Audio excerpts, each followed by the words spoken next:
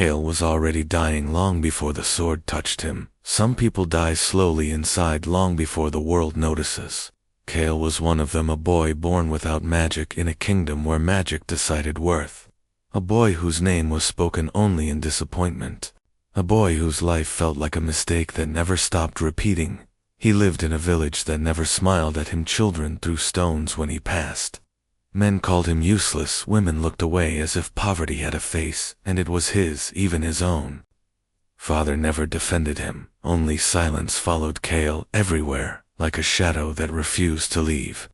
Every night he stared at the sky and wondered if the stars ever felt lonely too. He wondered if the gods made him only to forget him, and when he heard whispers of a dragon chained beneath the old ruined fortress, he did not feel fear, he felt recognition, because he knew what it meant to be chained while still breathing. The fortress was a wound on the land, a place where soldiers never laughed, a place mothers warned their sons about, a place kings pretended was forgotten.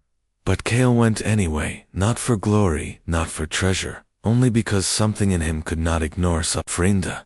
Stairs into the depths were cold. Each step felt like walking deeper into the bones of the world. The air smelled of rust and sorrow, and then the darkness opened, and he saw Ita, dragon.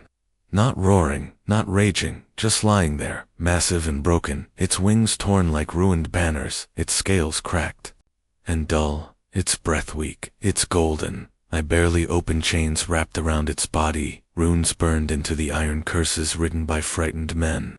The kind of chains meant for gods, not beasts. Kale could not speak for a long moment, his throat closed. With grief he did not understand, then he whispered, "You are real." The dragon did not move, but a voice came into his mind. "Leave human." Kale stepped closer. "They will kill you," the dragon answered. "They already have." Just slowly Kale felt his chest tighten. He sat beside the dragon's claw. "I am Kale. I have no one, so I am not afraid to stave." The dragon watched him. "Why would a human care?" Kale gave a small broken smile. "Because humans never cared about me either." That was the first time silence felt shared. Not empty, just honest. Days passed. Kale returned again, and again he stole water and food. He brought herbs for wounds. He cleaned blood from ancient scales. Every visit was dangerous. Soldiers patrolled above. The king's men hunted anything connected to dragons, but Kale kept coming because loneliness is unbearable, and somehow in that dungeon beside a creature the world hated, Kale finally felt seen. The dragon's name was Azarin, once protector of the skies, once worshipped, once noble, until the king grew a freezer and spoke softly one night. "I refused to bow. So they called me evil, they bound me, they left me here to rot. Not because I was cruel, but because I was free." Kale's eyes burned with tears. "I know what that feels like, to be punished for simply existing." Vezerin looked at him. "You are small, but your soul is loud." Kale laughed bitterly. "My soul has never mattered to any Onia," Zarin answered. "It matters here." Those words entered Kale like warmth, like a hand reaching through centuries of cold. But peace never lasts. For broken things. One night, Kale arrived and froze. Blood covered the stone. Fresh blood. A spear was lodged near Azarin's wing. The dragon's breathing was ragged. Pain filled the air. Kale rushed forward. "Who did this?" Footsteps echoed above. Torches. Approached voices. "The beast is still alive. Find the boy too." The traitor. Kale's heart shattered. "They found him." Azarin whispered, "Leave before you die." Kale shook his head. "No, not again. I cannot run, not when someone needs me." He looked at the chains. His hands began pulling. Iron tore into skin. Blood ran down his arms. Zoran growled, "Stop, you cannot break them." Kale cried, "Then I will die." Trying. The soldiers entered the chamber. Their captain smiled with disgust. Well, well, the rat returns to." Men grabbed Kale. He fought, but he was weak, always weak. The captain walked to Azarin. "Monster, you should have died long ago." He plunged his sword into Azarin's side. The dragon roared in agony. The sound shook the fortress. Kale screamed, "No!" Something inside Kale snapped like a string pulled too far. He tore free with desperate strength. He grabbed the fallen spear and charged. The captain was faster. A blade pierced Kale's stomach. Pain exploded. Kale fell, blood spreading beneath him, cold swallowing. His eyes blurred. So, this is my end. Useless. Even though Azarin's voice trembled. Kale, why? Why would you sacrifice yourself? Kale coughed blood. Because no one ever did for me. The captain raised his sword again. Enough die. The blade descended as he roared, and the chains began to glow. Kale's blood touched the cursed runes. Life poured into the iron. The curse hesitated.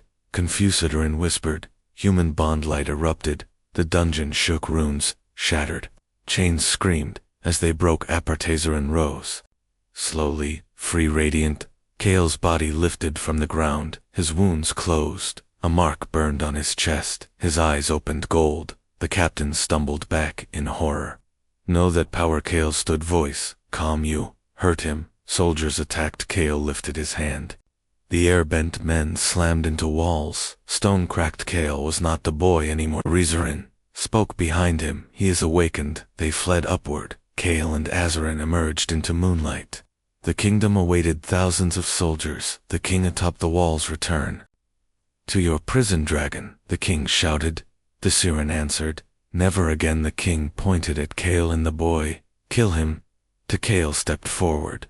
People whispered, that is the useless one. The reject. Kale's voice carried through the field. You made me nothing. King sneered. You are nothing. Kale smiled sadly. I believed that. He looked back at Azarin. But even broken things can become bonds. The king screamed. Fire arrows flew. Magic surged. Azarin shielded Kale despite injury. Kale raised his hands. Golden fire erupted. Arrows melted in the air. The soldiers for Azarin spoke into every mind. You feared me because I would not bow. Now tremble. The king cast a final spell. A spear of darkness shot toward Kale's heart. Azarin moved instantly. He took it. The darkness pierced deep. Azarin collapsed with a roar. Kale caught his head. No, Azarin. No. Tears fell freely. I cannot lose. You. Azarin's voice was faint. Do not break. You are alone now. You are not. Kale pressed his forehead to the dragon's. You gave me everything. Azarin whispered. Then give the world something better. Kale stood slowly. He faced the kingdom. Power surged, not with hatred, with purpose. He lifted his hands. The darkness shattered. The king's staff broke. The tyrant fell to his knees. Kale's voice was quiet.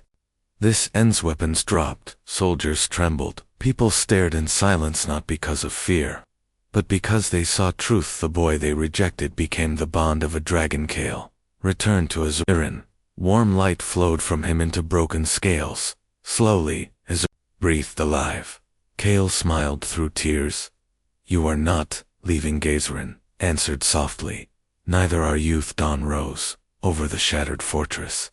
A new world waited, not ruled by chains, not ruled by fear, but by two abandoned souls who refused to stay.